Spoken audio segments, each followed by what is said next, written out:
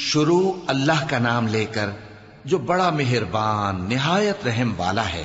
اے چادر میں لپٹنے والے، اٹھو، اب خبردار کرنے لگو اور اپنے پروردگار کی بڑائی بیان کرو اور اپنے کپڑے پاک رکھو اور شرک کی گندگی سے تو الگ ہی رہو، اور اس نیت سے احسان نہ کرو کہ اس سے زیادہ کے خواہاں ہو، اور اپنے پروردگار کی خاطر صبر کرتے رہو۔ پھر جب سور پھونکا جائے گا تو وہ دن مشکل کا دن ہوگا، یعنی کافروں پر آسان نہ ہوگا۔ مجھے اس شخص سے سمجھ لینے دو جس کو میں نے اکیلا پیدا کیا اور میں نے اس کو بہت سا مال دیا اور ہر وقت حاضر رہنے والے بیٹے دیے اور اس کو ہر طرح کے سامان میں وسعت دی، پھر بھی لالچ رکھتا ہے کہ میں اسے اور زیادہ دوں۔ ایسا ہرگز نہیں ہوگا، یہ ہماری آیتوں کا بڑا مخالف رہا ہے۔ میں اسے ایک بڑی چڑھائی چڑھاؤں گا۔ اس نے غور و فکر کیا اور ایک بات ٹھہرا لی، یہ مارا جائے، اس نے کیسی تجویز کی، پھر یہ مارا جائے، اس نے یہ کیسی تجویز کی، پھر اس نے نگاہ کی، پھر تیوری چڑھائی اور منہ بگاڑا، پھر پیٹ پھیر کر چلا اور تکبر کیا، پھر کہنے لگا یہ تو جادو ہے جو پہلے لوگوں سے برابر ہوتا آیا ہے، پھر بولا یہ اللہ کا کلام نہیں بلکہ بشر کا کلام ہے، میں ان قریب اس کو سقر میں داخل کروں گا۔ اور تم کیا سمجھے کہ سقر کیا ہے؟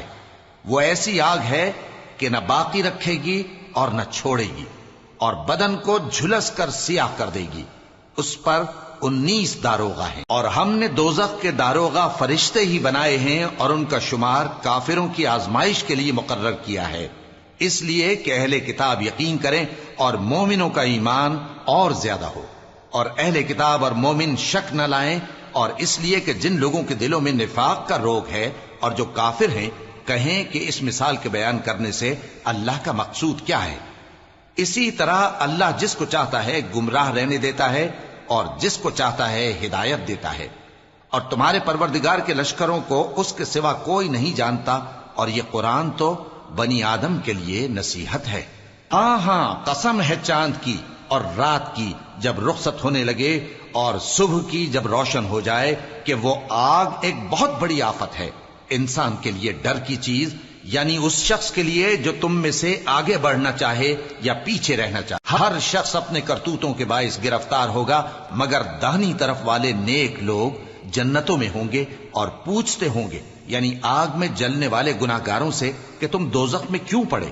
وہ جواب دیں گے کہ ہم نمازیوں میں شامل نہ ہوئے، اور نہ ہم فقیروں کو کھانا کھلاتے تھے، اور ہم بحث کرنے والوں کے ساتھ مل کر بحث کرتے تھے، اور روز جزا کو جھٹلاتے تھے، یہاں تک کہ ہمیں موت آ گئی۔ تو سفارش کرنے والوں کی سفارش ان کے حق میں کچھ فائدہ نہ دے گی۔ ان کو کیا ہوا ہے کہ نصیحت سے روگرداں ہو رہے ہیں، گویا گدھے ہیں کہ بدک جاتے ہیں جو شیر سے ڈر کر بھاگ جاتے ہیں۔ اصل یہ ہے کہ ان میں سے ہر شخص یہ چاہتا ہے کہ اس کے پاس کھلی ہوئی کتاب آئے، ایسا ہرگز نہیں ہوگا۔ حقیقت یہ ہے کہ ان کو آخرت کا خوف ہی نہیں۔ کچھ شک نہیں کہ یہ قرآن نصیحت ہے، تو جو چاہے اسے یاد رکھے، اور یاد بھی تبھی رکھیں گے جب اللہ چاہے۔ وہی اس لائق ہے کہ اس سے ڈرا جائے، اور وہی معاف کرنے والا ہے۔